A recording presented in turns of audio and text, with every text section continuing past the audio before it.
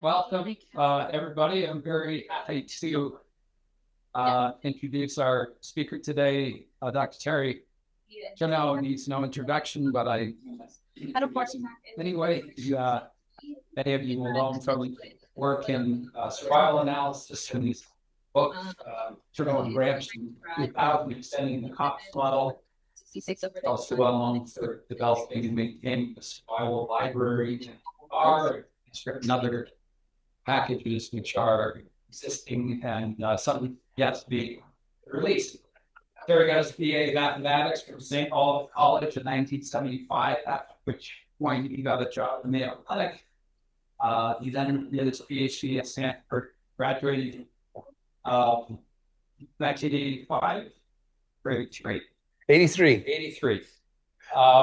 Had a position at the University of Rochester in the Department of Statistics for a while before returning to the Mayo Clinic, where he's did ever since. He's done a lot of important collaborative work in areas like cardiovascular disease, cancer, hepatology, and most recently, dementia. He is a fellow of the ASA and received the W.J. Dixon Award for Excellence in Statistical Computing. And he's currently a professor of biostatistics in the Department of Quantitative Science at the Mayo Clinic. He's been in Waterloo for the last few weeks and has one more week in his visit. I'm happy to introduce him and pass it over to you, but welcome, Terry. Thank you. Thank you all for being here.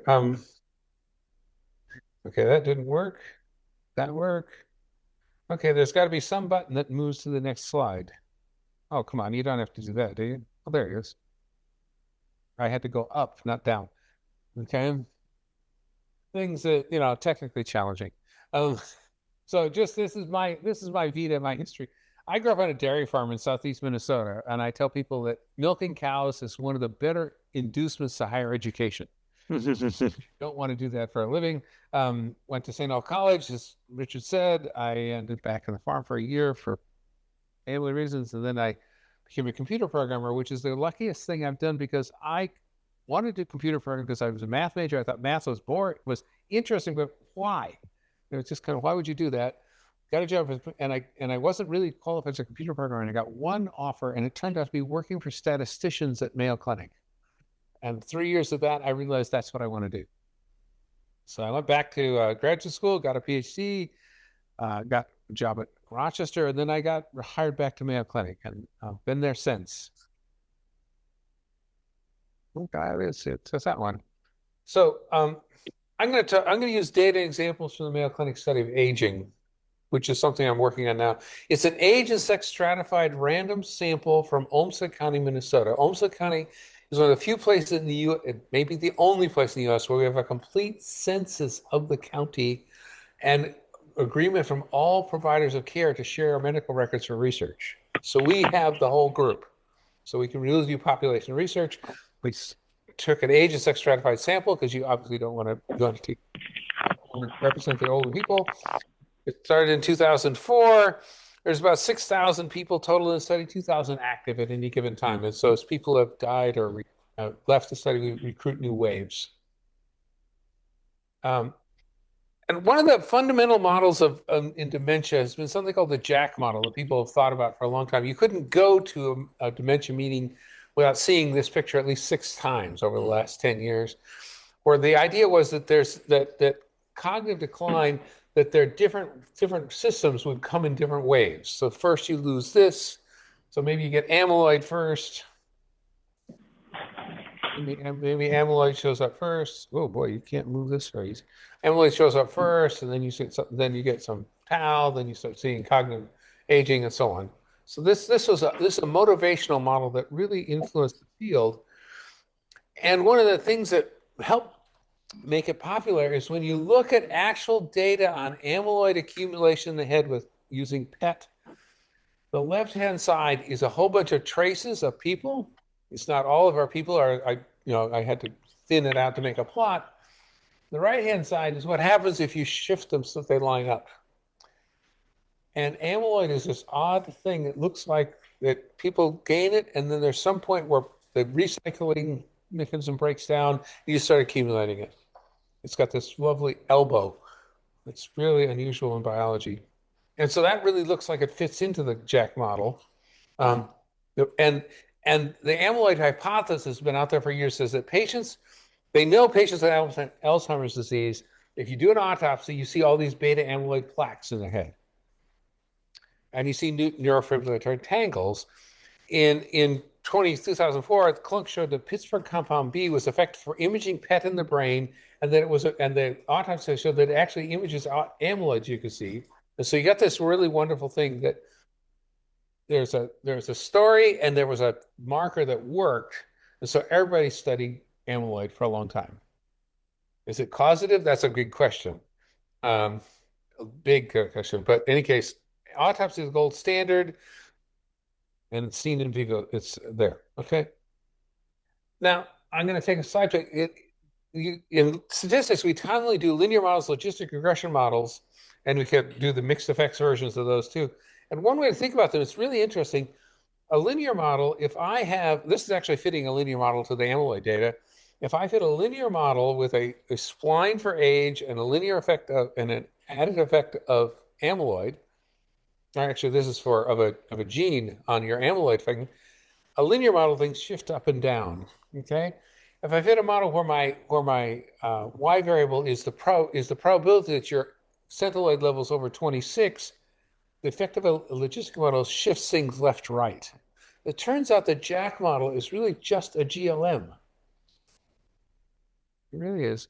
It's just a GLM or a GLME, except we don't know what F is. And so the only good software to do that is a different FK for each marker. Each marker is going to have a different shift function. There's no out-of-the-box software, but it turns out everyone has figured out using software to fit the Jack model. Everybody has found their own GLM version and built it themselves. Because again, you can't use GLM because you don't know the link function. So you got to estimate it on the fly. So there's a whole set of it. Most of those focus on one or two aspects. But the real thing that's a problem in this disease is right here. Look a little closer. If you look, yes, this is a lovely thing, but look, here's a person. Here's another person down here. Here's another person down here. We've got this process that takes 30 years, and each person just gives us a little bitty piece. And the real hard part about fitting data to dementia data is I'm taking these little bitty pieces and splicing them together. I'd say it's much like the old problem that in engineering they'll give the everybody boxes of tongue depressors and say build a bridge that goes across these two tables. Can you build a bridge out of these little pieces of wood? Can we put a function together out of all these little pieces? It's a real challenge. So that's challenge one of the amyloid model. Is per subject follow-up is short compared to disease duration. And much of the follow-up is before serious disease, if you're following people. Okay. Subjects have individual left-right shifts. Everybody's left-right shift is different. It turns out when you fit models, the standard deviation of person shifts is about 10 years. And the effect of E4, which is the strongest thing, is about 6. So person shifts are bigger than the effects that we see. And 10 years, I can believe 10 years. I mean, you go to class reunion and say, oh, you look 10 years younger than everybody else. So you can imagine shifts. But worse is every other thing we've got to work with is noisier than amyloid PET. Here's a plot I did one day of all the biomarkers we were looking at. And for what I did was I just computed how much variation there was within person over there, how much they varied from their own thing versus how much variation there was between people. And the amyloid things are sitting here that the variation between people is about 10% of the variation within person was 10% of the variation between. A lot of the markers we want to look are sitting here closer to 40 or 30. Some of them we want to, the A beta 4240 people like to use and doesn't work very well at all. It turns out it's just a lot. That problem of splicing these together gets really a lot harder when the markers are noisier. It's exponentially harder when they're noisy. It's okay. So I said, there we are. My song was short. aspect of individual shifts, everything's noisy in amyloid PET. What's the statistician's response when I don't have enough, when the data is noisy? More data. Just give me longer timelines. If you just give me 30-year timelines for everyone, that'd be great. It's a little hard to do with 5-year NIH grant cycles. Keep people alive, keep going. You'd like less noise. The other thing, though, is to look at multiple markers at once and try to use them. If you can use the multiple markers at once, maybe you can get more splicing going on. And here's actually a fit using multiple markers at once, amyloid and tau and so on. And it looked at the correlation of the offsets for each person. And it was an interesting one. It basically said that there is correlation, that 181 pound, they look like the markers are correlated in the sense that if you're early on amyloid, you're earlier on tau, you're early on 181. But still pretty noisy.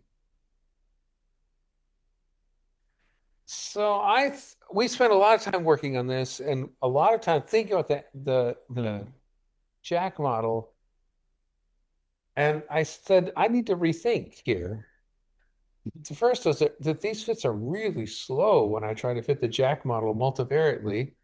Nothing else looks like amyloid PET. That elbow was really important to get those fits to work. GLM models, the general shift model, doesn't deal with a lot of things. It doesn't deal with shifting baselines.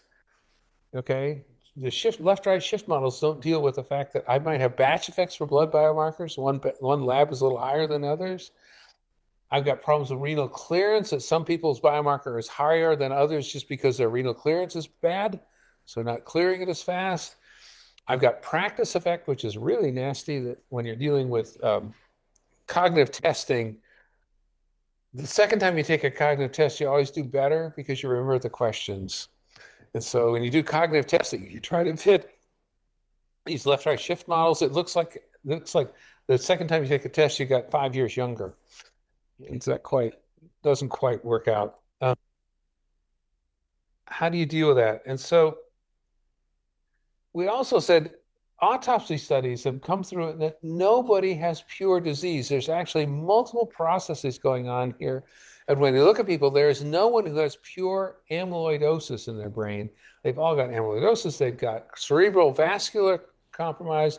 They've got TDP-43. They've got Lewy bodies. Everybody, when they do autopsy, has got a mix of disease. And cognitive loss is the endpoint of inference, and it's affected by all of them. So the question is, can we model the co-pathologies jointly? That's the question I've come to. So that's one. A second is absolute risk is important and has been neglected. As I have to think about probability of dementia accounting for death. So I have to, deal with competing risks. What's the probability of ever having MCI in the next 10 years? Well, the competing risk plays a role. There's differential dropout. I have to deal with that. So how can I deal with multiple co-fatalities, deal with multiple endpoints at once? And the fact I've got data timelines are short. I've got to use every bit of information I can. Okay. I've got multiple imperfect biomarkers. And the direction I've gone to is to think about multi-state hazard models. Okay, I assume that the little green thing doesn't show on the audience's screens, but fix it out. This is a model we actually fit. Looking at,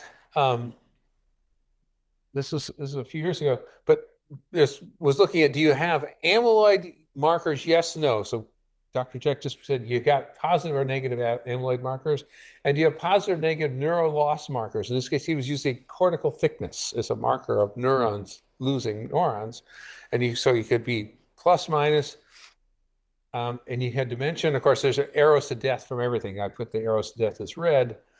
He made this hypothesis that you couldn't get dementia without having some neural loss. So there's no arrow from up here to here. You had to lose some neurons before you got dementia.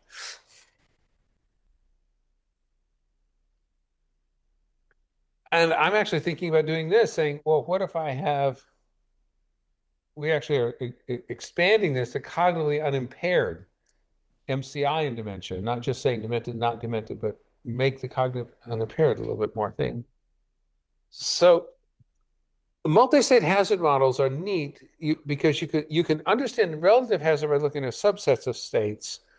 But if you're going to look at all the states, you have to do them all at once because the books have to be balanced. What I call it's like bookkeeping, that the sum of probability that you're in each of those boxes has to equal 1. That's kind of the thing. And for that, you have to model all the states. And a covariate that only affects one transition still affects all the probabilities. They all tie together. So if you make something faster, slower, it's not. So I'll just say this has been the part of our class that Richard and I have been teaching for the last 2 months. There are 2 flavors of the models to do this. One model, you model observed transitions, and that turns out to be an extension of the Cox model, multi-state Cox model. You can do it in this raw package. The other, you model observed state, and that involves an interval censoring, and those are 2 packages there. But here's a fit of the data, and I'm going to talk, this is actually looking at a data fit we've published in 2022. So this is an actual fit of data, fitting a Cox model. And I'm saying that I think that I'm on age scale. So everyone's got age. Age is my underlying time thing. That the covariates of interest are cardiometabolic conditions is 0 to 7. It's a list of cardiometabolic conditions, and you just count them up. Education is in the model because everyone wants us to put it in the model. It turns out it's not significant in this case. And then I'm saying the transition from 1 to 2, from non-demented to demented, involves male sex and an interaction between male sex, and whether you have E4 alleles, whether you have an E4 allele for the APOE gene, and it's well known that there was a male interaction between APOE4 effect and them, and amyloid, which was our variable of interest. Did amyloid improve our predictions? So we put that in. And then for death, I made the statement that said, this is just I'm just forcing this in this model. I didn't do it in the paper, but I said, look, I'm going to say that the effect of male sex is 1.3. I don't care what you're doing. If you can go from non-demented to death or dementia to death. Male sex increases your rate of death by the same amount each time. Okay, so you can tell constraints. I didn't do that in the paper, but it turns out they're about the same. I tell people it's like a kick me sign. If you're from 50 to 80, male is like 1.2 pasted on your back. Every hazard you got, death is always 1.2, 1.3. And then I'm telling what to do. That's the paper.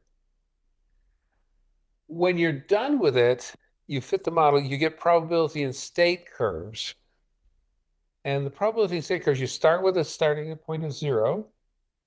I'm doing too much math here. I tell people when I give a talk twice, I usually take out 1 math slide, and I didn't take one out this time. But you've got a vector of states. What's your probability being cognitively unimpaired, demented, death at the start? And you end up always multiplying times e to a rate matrix. That's how you go forward in time. Rate matrices have your estimated rates off the diagonal. I have a box on the diagonal because what happens is in order to do matrix exponential, you first make the diagonal such that the row sums are 0. Okay. And so I put a box there because if I made the row sums of 0, I put the sum here and it ended up not fitting on my slide.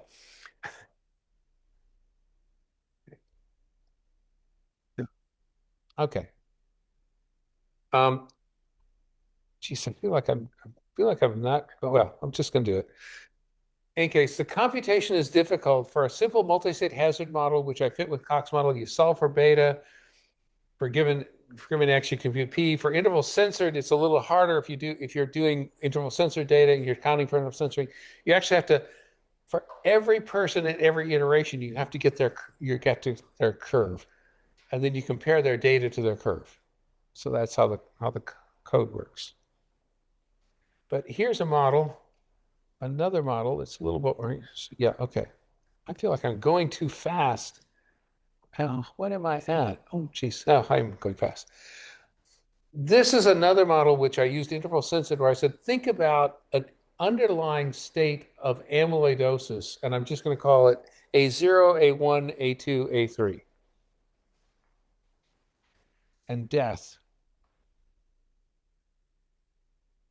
This is the effect, estimated effect of 6 different biomarkers on that model. This is a hidden Markov model.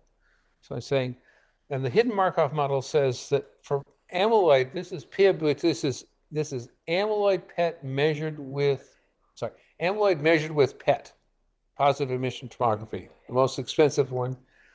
It says, I see that that it thinks that high states of amyloid show up as high levels of this marker.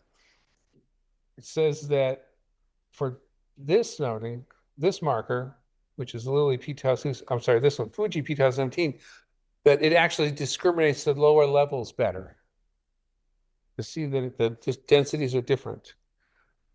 That p-tau217, tau in the brain measured with PET. Say it carefully, Terry. Tau measured with PET. They know that tau happens later. We know that biologically. And so this model has said, yes, we don't think that tau is distinguished. That tau is not different for the early stages of amyloidosis, but it becomes present in the late stages. So the peaks are together. There's actually 2 peaks here. They're so close they laid on top of each other. So I got green instead of red and green. That this one spread them out reasonably well. This one spread them out not as well. Lilly doesn't work as well. 217 was a marker that everyone, 181 is a biomarker that everyone has finally decided doesn't work as well as others. And you can see it here. It says 181. If you're early, late, or middle, I get similar spreads of 181. Just making sense. Have I lost everyone? I don't get, okay, some people are, okay.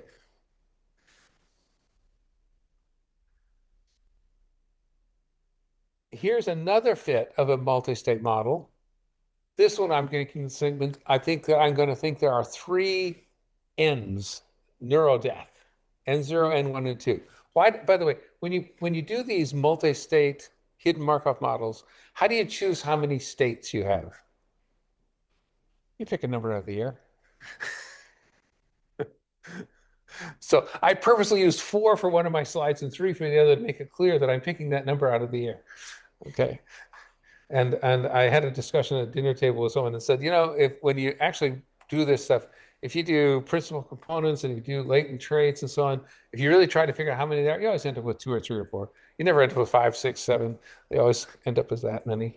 So, but this is looking at 4 different markers for neurons and seeing how they compared. And these 4 markers, this just tells a story. Here's a memory score based on cognitive tests. And it says this seems to separate out the 3 stages of neural death pretty well. The global memory score is a little shifted. This is one that's got more things in it. Here's hippocampal volume. It's going the same, that as you're basically as you're losing neurons, your score gets lower, your memory score gets lower, your volume lower. And here's the physician's call. The physicians are calling them as CU, MCI, or demented when they visit them. And the dementia ones are being separated out. The MCI people are kind of in both early and middle stage, or in middle and late stages, and the CUs are in early and middle stages. That's the story being told by this model. It's putting things together.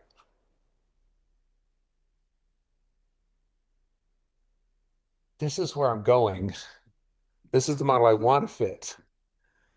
I want to fit a model where people are going across both the amyloid and the neural death dimensions at the same time, fitting that, okay? And I don't have all the arrows to death because it just makes it too busy. But believe me, there's an arrow to death for everything. You can die from any state. I have a little comment line here. Build data. That says, I've just put as a comment the part of the program that took me days. Those of you who do data, how long do you spend building the data set versus running the code? Okay, so, but this is actually the code to fit that model. It says, I'm going to fit a model. I've got time and state. I've got male, and age is now going to be, there's going to be an age directly curve. There's a baseline hazard things for for moving between the amyloid states. I think that depends on E4. That I think going to 0 to death just stands for anything to death, that males have got and I'm going to make it common. It's just you're trying to keep down the number of coefficients sometimes, and age, and I'm going to make age linear for that. And I'm saying there are all these markers. That centilloid is a marker of the A process. The p-tau 217 is a marker of the A process. That memory score is a marker for the N process. That the MMSE is, come on, what? Mental state. I'm blanking on my acronyms as I'm standing in front and getting nervous. Okay. I'm thinking that the diagnosis from the physician is a marker of the N. And you're sticking all these markers together saying, what do I think they look like? Tell it what the data is, and tell it how much memory that you need lots of cores in your computer if you're going to want this to solve anytime soon. Okay. So I'm running way ahead, I think. But so be it. I don't know why this is happening. I'm just nervous. Yes, that's what happened. The challenges of this model. Okay. One, I think that this is the right way to go to try and think of these ones. It turns out these things are slow. When you do the matrix exponential is one of those things that's actually difficult for the computer. There's a great famous paper by Donagara years ago said 19 dubious ways to take the exponential of a matrix. That's well known. But it turns out that I'm taking so many matrix exponentials, this becomes slow. It's just slow. There are lots of decisions that I'm making in here.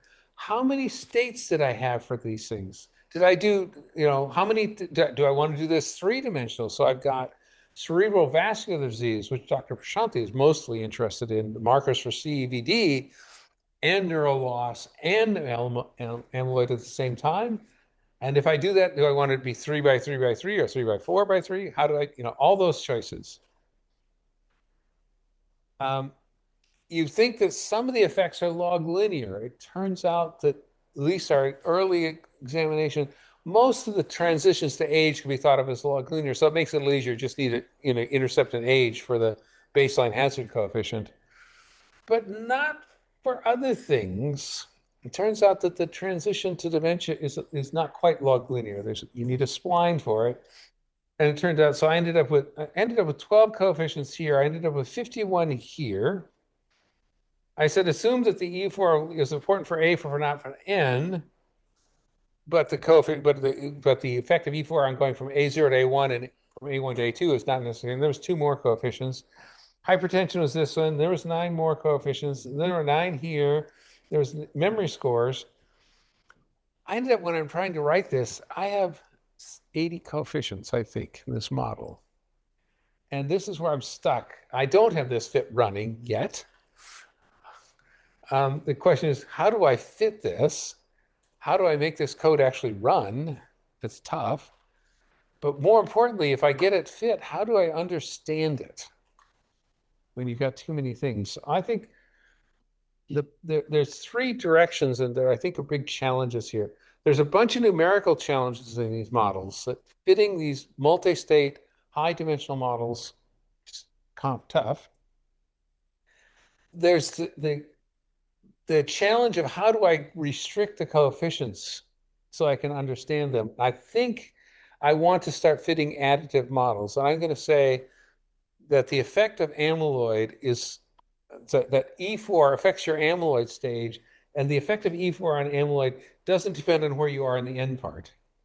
So I've that matrix of things that I think something just moves you left and right, and the same on every ring. So I'm basically making additive models on states as a way to get the coefficient count down. I don't have a good idea of how to make this model better in terms of formal penalizing.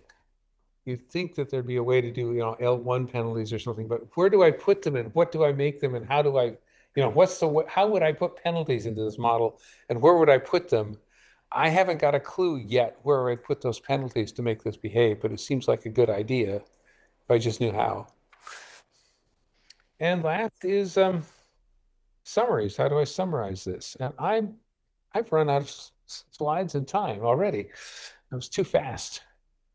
But I'm hoping there's questions. Nobody interrupted me. I was hoping it would. What if we thank Terry for a great talk and whatnot? Yeah, I'm sorry. I got too fast. Yeah, Or yeah, online. yeah. Sure. From somebody ask a pragmatic question. How close are you? How close to the field to come up with a useful diagnostic and prognostic prediction?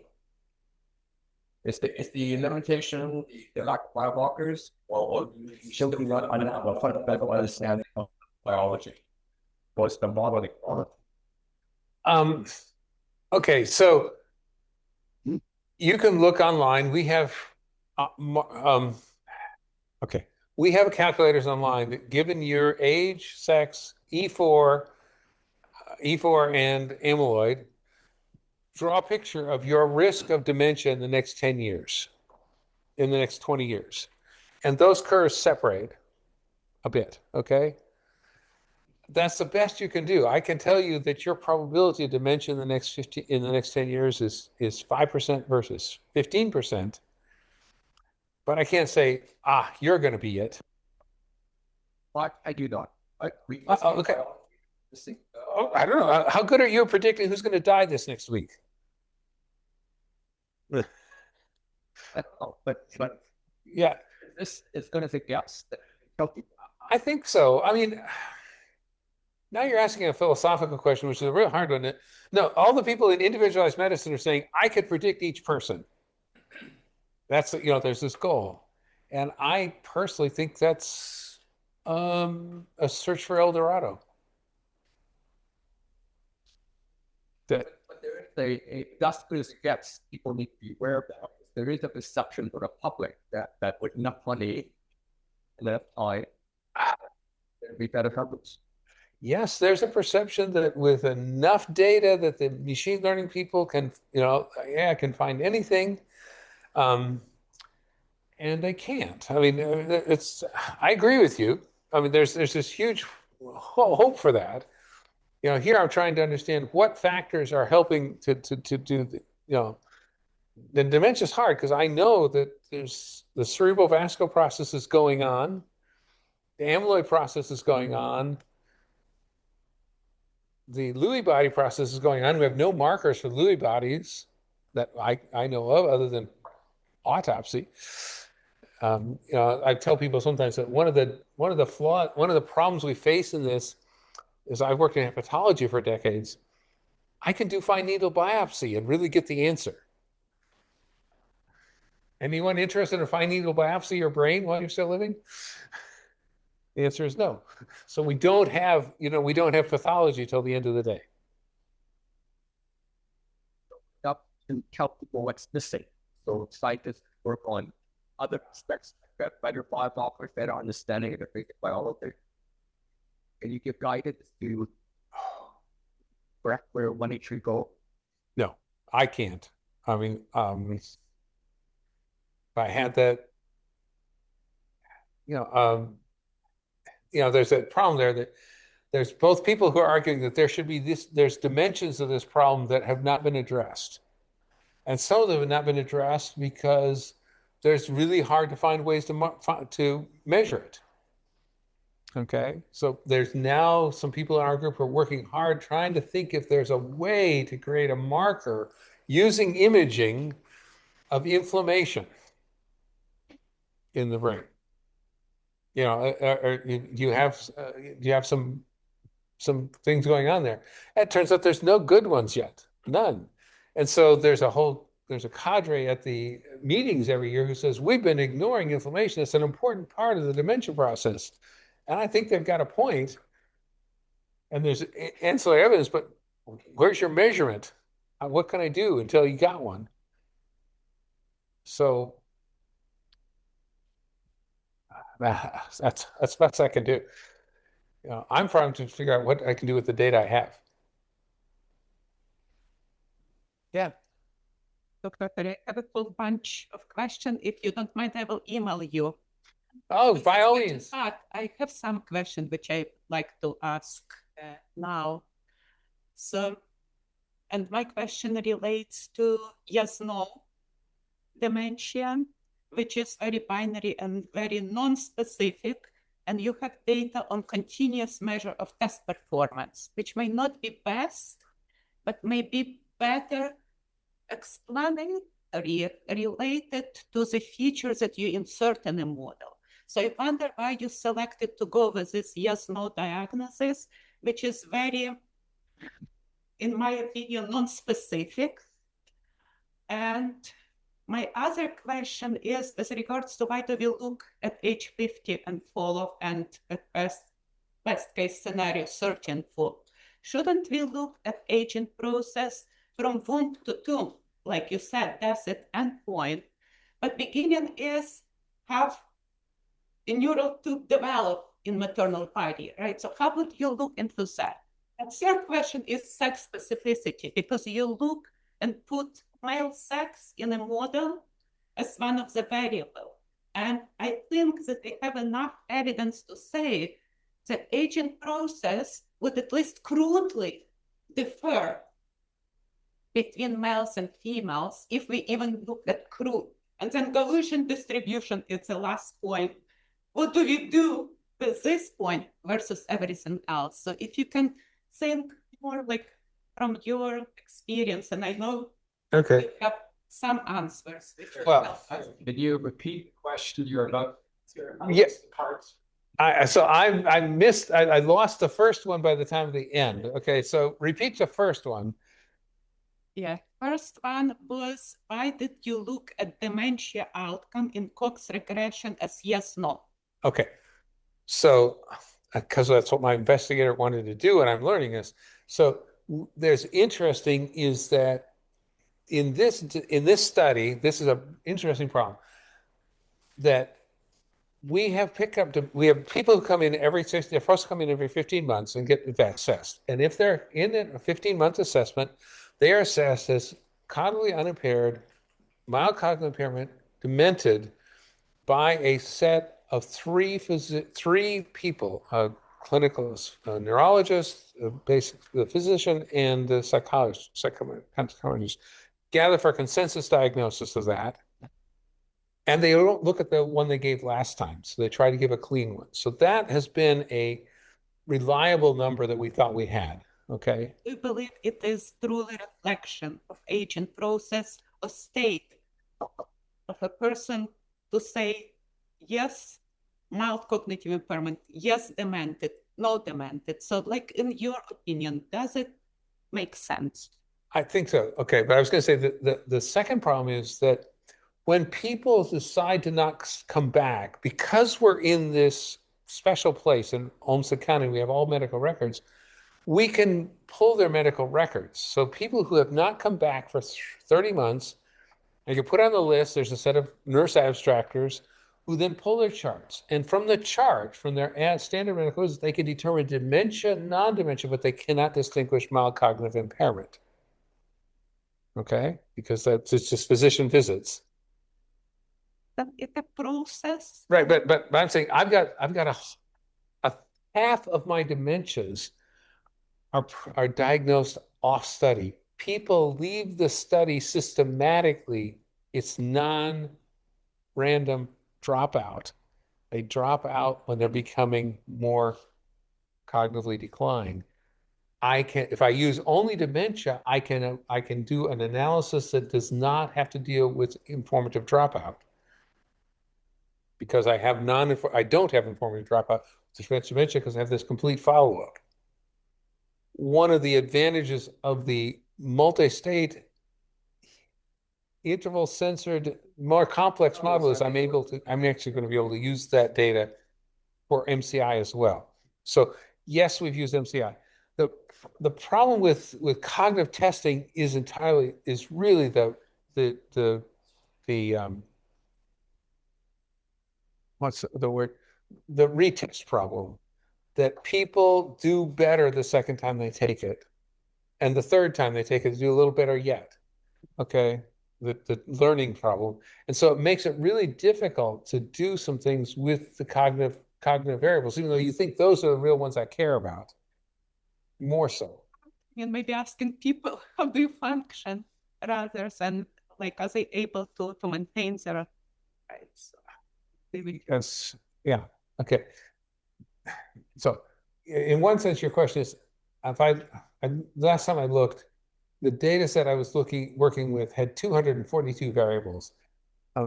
Do I know which ones obviously I have to choose a subset of those based on working with the physician, but are there lots of things we haven't looked at? Yes. Huge numbers. Okay. Just wonder, maybe cognitive process and dementia diagnosis are not the same. Oh.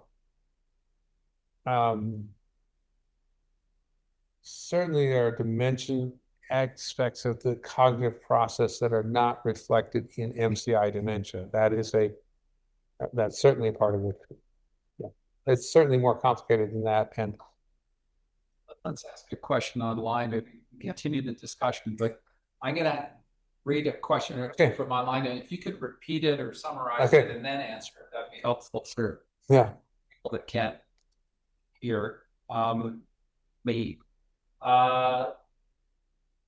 Naive question.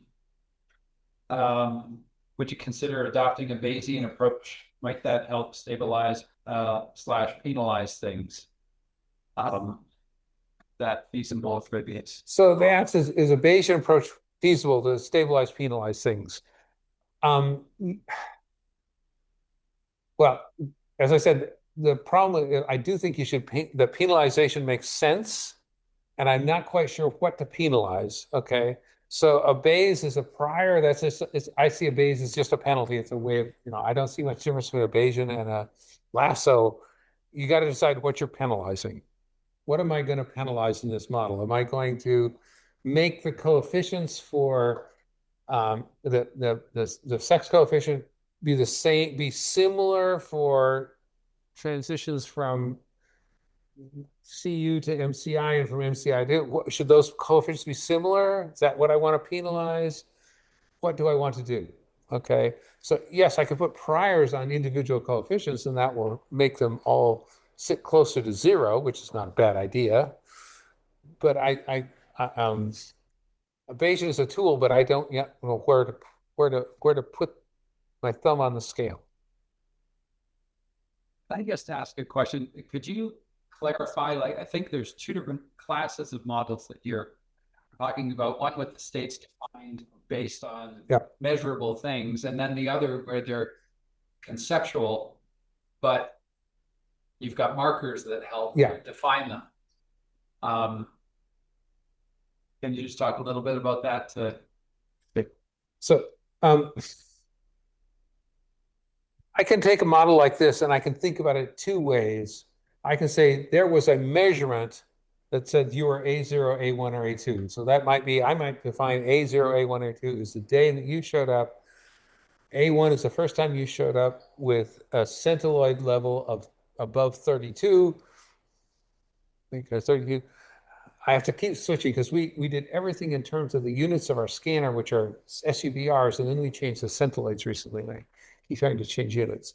1.46 SUBRs is one of them. But do I do that? Or do I think that A is an amyloid is a conceptual process, that there's an amyloid process going on behind the scenes? I've arbitrarily broken into 3 things, and I have multiple measures that give me information imperfect about that process. Like I view which is what I did with this slide. I was saying I'm going to think there's imperfect things about even better. Yeah, there. I'm thinking this is saying I think amyloidosis is a process, And each of these is imperfect, okay?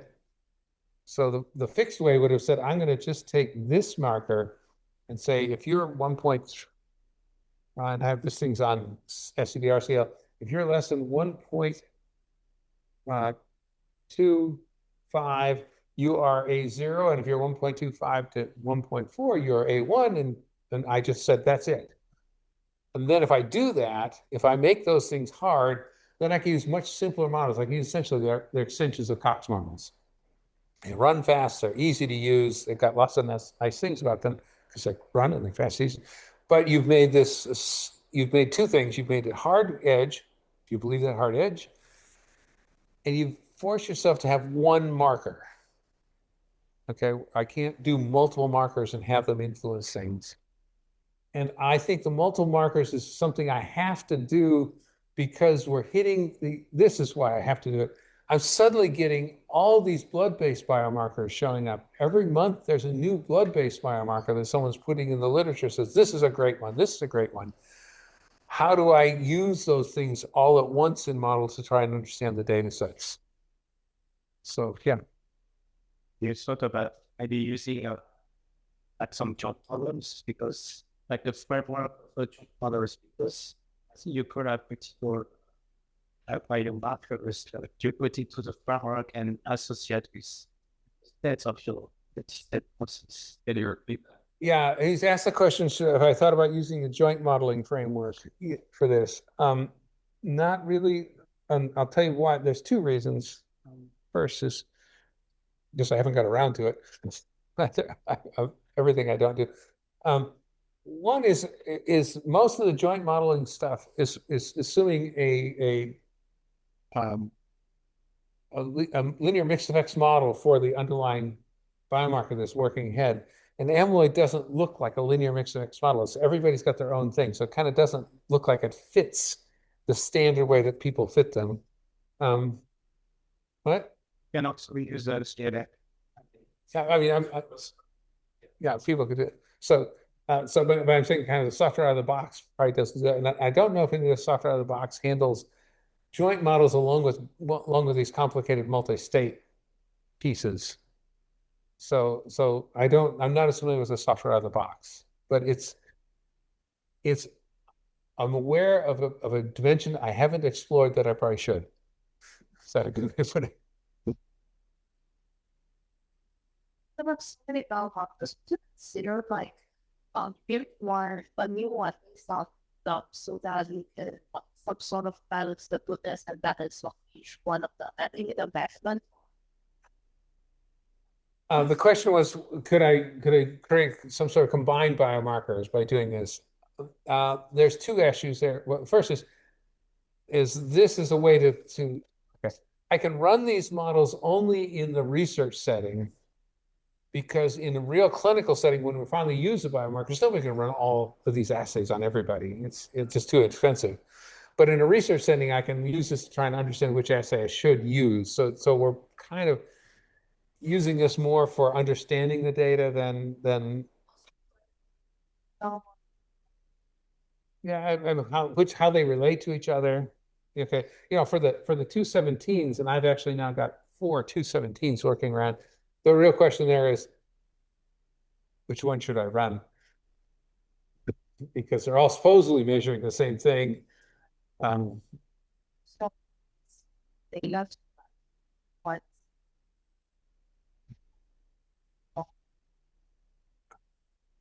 Yeah, but that's there is a list of 5 proposed papers on the 217 in our group that's just coming out. So I mean, yes, your question is exactly right, and all the investigators are asking a set just like that, and we've got like 5 stacked up, waiting for us to analyze them that way. Okay. question part the stats part. So it was a wonderful talk, but I haven't feel like I wanted to understand how to determine if your parameterization or setup, like the state number you picked, is fitting with the data. So what is the fit, and also like how do you determine which is the final model? Like, do you benchmark your decision based on like the best AUC, because essentially my understanding you're still doing some sort of prediction. So it's kind of like, you know, some model specification could be high accuracy in determining one state transition, but not necessarily the other. So there is this like thing I'm not haven't figured out from presentations how you land into the final way to expect that. So the question is really, okay, I'm going to fit 7 of these models. How do I decide which one's best and how they work best? The first part of that question is not yet there, that I have successfully got 7 or 8 of these things to finish running so that I can look, so I can play it. You know, we're still trying to get all these methods to work. This is a challenge. And how do we think about them? How do we use them? So you're right. How am I going to decide that?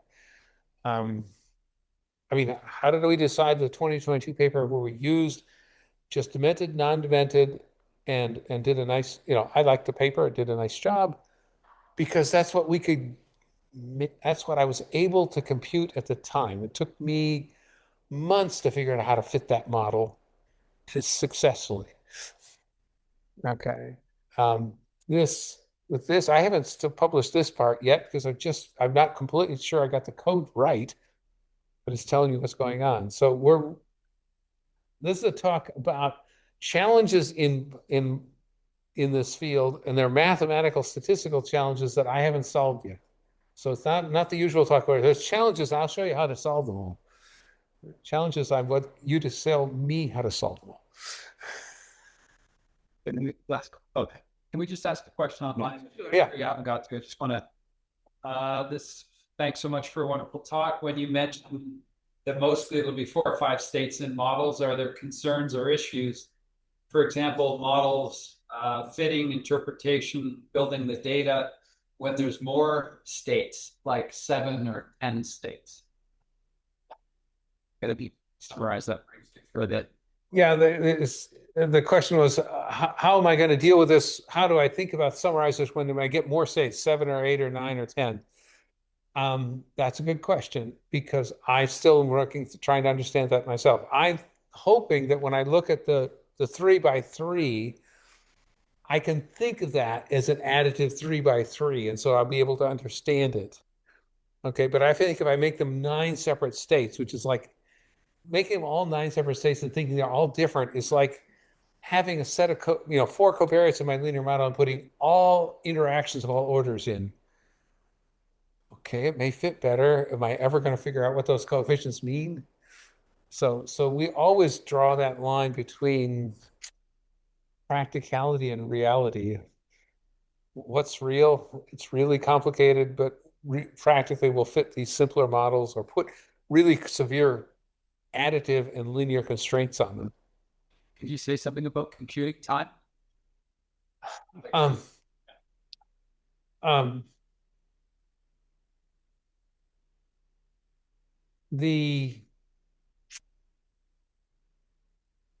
Oh geez, the computer time is always driven by the problem with these things. Okay, let's back up. The reason I started walking away from the Jack model things, which we were fitting with MCMC with a correlated variance matrix, they were taking 5 or 6 days to run. And the problem with 5-day runs is that you finish the 5-day run and it takes you 30 seconds to say, oh, dang, I forgot. No, you guys, people been there? You know, how often do you do a run and the answer you get from the run is you look at it and you immediately see the coefficients don't make any sense and it's obvious what you did, that you forgot something. So that's really been tough. For these models, they're taking 15 minutes or so to fit. So I have a little bit faster return on my typing mistakes. Okay, so it's still challenging. Dr. Terry, so it's me again. It's very interesting what you show, because we actually work and also observe something similar. My question is, do you think it's possible to expand the study about health status transition, like this cognitive status transition, no, mild, no, mild dementia, dementia mild, and try to link with these continuous markers that you have at different levels, neuropsychological testing, biomarkers, understanding that some of them are more stable than the others. And this is expressed in your figures. What do you think? Do you think it's a viable version to go with Well, investigation or not? so you're asking questions about subdividing these states more finely, and they're I kind of go back because understanding that, like you said, every second test would be better in some people, but maybe not better in others, right? So there's two parts to that. One is, am I ever going to get finer divisions in the raw data? I don't think so. The physicians think that that's about as fine as they can get. They don't give us early dementia, late dementia, mid, MCI, but we think they're on the edge. That I don't get. So I don't have that data, and I'm not sure that the physicians would, if you had them up here, I'm sure their first question was great. We'd have fun doing that, and we'd never be able to replicate it in another clinic again.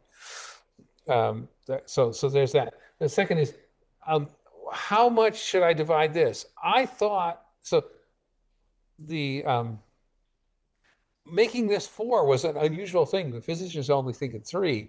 I thought it was actually starting useful. I began to see hints that the 217s might be separating some of the earlier people more than the PET was, which is interesting because the PET does have a lower threshold. It's just technical. You just can't get below anything below 1.1 is just noise. Okay, so that was very interesting. But by doing 4, I saw that. Okay, and for doing, and the N I did 3, but there's no reason I couldn't do 4. And then even though the biomarker was 3, so I think it's going to be interesting to look at them. Again, it's just a suspicion based on the conversation, dinner table conversation with people saying every time they do latent traits, and you try to say how many levels are there, once you get beyond 3, the likelihood doesn't get any better. It just kind of seems to, our statistical models kind of fall out. So I don't know how far we can get. Final comments or questions? Okay. There's lots of appreciation on the chat. So, okay. But I'd like you to join me in thanking Terry for a fantastic talk and a great discussion.